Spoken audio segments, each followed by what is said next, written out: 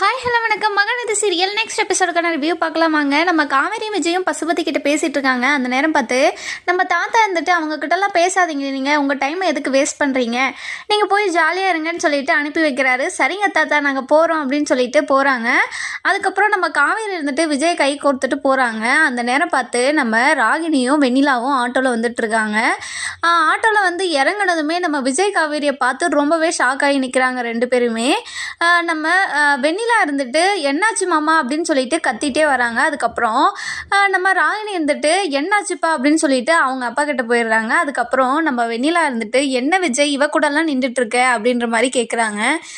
நான் ஏன் பொண்டாட்டி கூட நிற்கிறேன் அப்படின்ற மாதிரி விஜய் சொல்லவும் நம்ம வெண்ணிலாவுக்கு ரொம்பவே ஷாக்கிங் ஆகிடுது. விஜய் நீ எனக்கு மட்டும்தான் புருஷன் அப்படின்ற மாதிரி சொல்லவும், பாரு வெண்ணிலா திரும்ப திரும்ப அதவே சொல்லிட்டு இருக்காத, இவ்வளோ நடந்தும் உனக்கு புரியலையா உனக்கு அப்படின்னு சொல்லிட்டு ரொம்பவே கோவமா நம்ம வெண்ணிலா கிட்ட சொல்லவும், வெண்ணிலா இருந்துட்டு எதையுமே புரிஞ்சுக்காம இப்போ உன்னை என்ன பண்ணுறேன் பாரு விஜய் அப்படின்னு சொல்லிட்டு நம்ம பசுபதி கிட்ட போயிட்டு மீடியாக்காரங்களை வர சொல்கிறாங்க. வர சொல்லிட்டு ராகினி இருந்துட்டு என்னப்பா நடந்துச்சு அப்படின்ற மாதிரி கேட்கவும், பசுபதி இருந்துட்டு எல்லாம் வெண்ணிலாவில் தான், நான் போகாதன்னு எத்தனை முறை சொன்னாவில்ல, அவள் போயிட்டு வாக்குமூலம்லாம் கொடுத்துட்டு வந்திருக்கா, அதனால தான் இது எல்லாமே நடந்தது அப்படின்ற மாதிரி சொல்கிறாங்க. வெண்ணிலாவுக்கு ரொம்பவே ஷாக் ஆகிடுது. இதை வந்து ரெக்கார்ட் பண்ணிட்டாளா அவள் அப்படின்ற மாதிரி யோசிச்சு அவளை என்ன பண்ணுறேன் பாரு, இப்போ மீடியாக்காரங்களை வர சொல்லிட்டீங்களா நீங்கள் அப்படின்ற மாதிரி நம்ம பசுபதி கிட்ட கேட்கவும், மீடியாக்காரங்க வந்துட்டு இருக்காங்க, இப்போ தான் கால் பண்ணேன், அந்த வேலை வந்துட்டாங்க அப்படின்ற மாதிரி நம்ம பசுபதி சொல்கிறாரு. அதுக்கப்புறம் நம்ம விஜய்க்கும் காவேரிக்கும் என்ன நடக்குதுன்னே புரியல, ரொம்ப குழப்பமாக நின்றுட்டு இருக்காங்க. அடுத்த பிரச்சனையை வந்து நம்ம பசுபதி வந்து உருவாக்கிட்டாரு. அதுக்கப்புறம் இன்னொரு பக்கம் பார்த்தீங்கன்னா நம்ம சாரதா இருந்துட்டு காவேரி இன்னும் வரலேன்னு சொல்லிட்டு காவேரிக்கு கால் பண்ணிகிட்டே இருக்காங்க. ஆனால் காவேரி ஃபோன் எடுக்கவே மாட்டுறாங்க.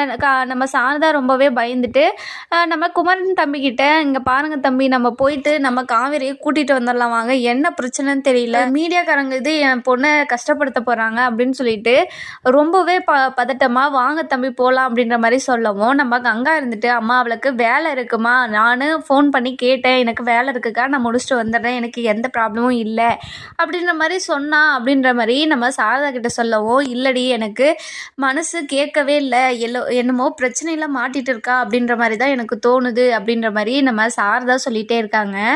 அந்த நேரம் பார்த்து யமுனா இருந்துட்டு, இங்கே பாருமா, அவனா சின்ன குழந்தையா வந்துருவா வீட்டுக்கு, நீ போய் படுத்து தூங்குமா அப்படின்ற மாதிரி சொல்லவும், நிவின் இருந்துட்டு உனக்கு கொஞ்சம் கூட அக்கா மேலே பாசமே இல்லையா அப்படின்ற மாதிரி சொல்லவும், என் அக்கா மேலே பாசம் இல்லைன்னு உங்களுக்கு தெரியுமா, உங்களுக்கு ரொம்ப பாசம் இருக்கோ அப்படின்னு சொல்லிட்டு நம்ம நிவினை வந்து எப்போவுமே ரொம்ப அசிங்கப்படுத்தி பேசிகிட்டே இருக்காங்க யமுனா. இன்னொரு பக்கம் பார்த்தீங்கன்னா பாட்டி இருந்துட்டு கண்டிப்பாக காவேரி வந்துடுவா, அவள் தைரியமான பொண்ணு தான் அப்படின்ற மாதிரி சொல்லிட்டு இருக்காங்க. நம்ம சாந்தி இருந்துட்டு என்னதான் தைரியமான பொண்ணாக இருந்தாலையும் நைட்லேயே இவ்வளோ நேரமாகி வீட்டுக்கு வரலன்னா பயப்பட தானே செய்யும், போய் பார்த்துட்டு வாடா குமரா அப்படின்னு சொல்லிட்டு குமரன் கிட்ட சொல்லவும், சரிங்கம்மா அப்படின்னு சொல்லிட்டு நம்ம குமரன் சொல்கிறாரு. அதுக்கப்புறம் குமரனும் நிவினும் காவேரி பார்க்கறதுக்கு போகிறேன் அப்படின்னு சொல்லவும், நம்ம யமுனா இருந்துட்டு ரொம்பவே கோவமா நீங்கள் போகாதீங்க அப்படின்ற மாதிரி சொல்கிறாங்க. அதுக்கப்புறம் சுற்றி இருக்கிறவங்களாம் ரொம்பவே ஷாக்கிங்காக எதுக்கு போகாதுன்னு சொல்கிற, அவங்க போயிட்டு வரட்டும் அப்படின்னு சொல்லிட்டு நம்ம சாரதா சொல்கிறாங்க.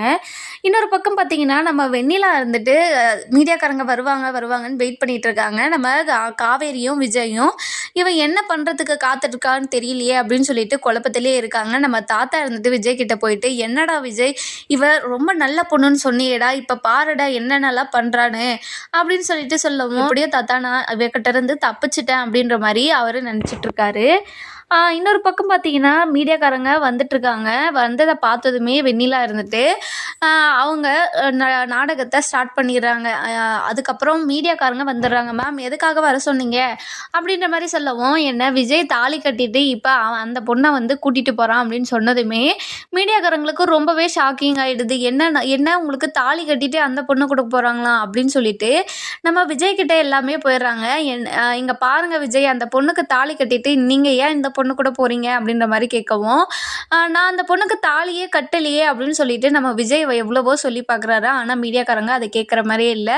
அதுக்கப்புறம் போலீஸ் எல்லாம் வந்துடுறாங்க. போலீஸ் வந்துட்டு என்னம்மா பிரச்சனை அப்படின்னு மாதிரி கேட்கவும், வெண்ணிலா காலத்தில் விஜய் தாலி கட்டினதாகவும் விஜய் வந்துட்டு என்ன பொண்டாட்டியை ஏற்றுக்க மாட்டாரு, அது காவேரி கூடவே போகிறாரு அப்படின்ற மாதிரி சொல்கிறாங்க அப்படின்னு சொன்னது போலீஸ் வந்து ரொம்பவே ஷாக் ஆயிடுறாங்க. அதுக்கப்புறம் என்ன நம்ம காவேரி இருந்துட்டு அவள் போய் சொல்கிறா, அவளே தாலியை கட்டிக்கின்னு வந்து நிற்கிறா அப்படின்ற மாதிரி சொல்கிறாங்க காவேரி.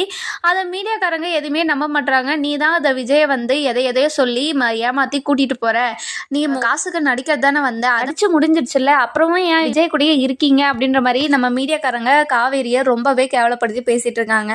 அந்த நேரம் பார்த்து நம்ம சாரதா வந்துட்டு டிவியை போட்டு பார்க்குறாங்க. விஜய் காவேரியை டிவியில் போட்டதுமே நம்ம சாரதாவுக்கு ரொம்பவே ஷாக்கிங் ஆகிடுது.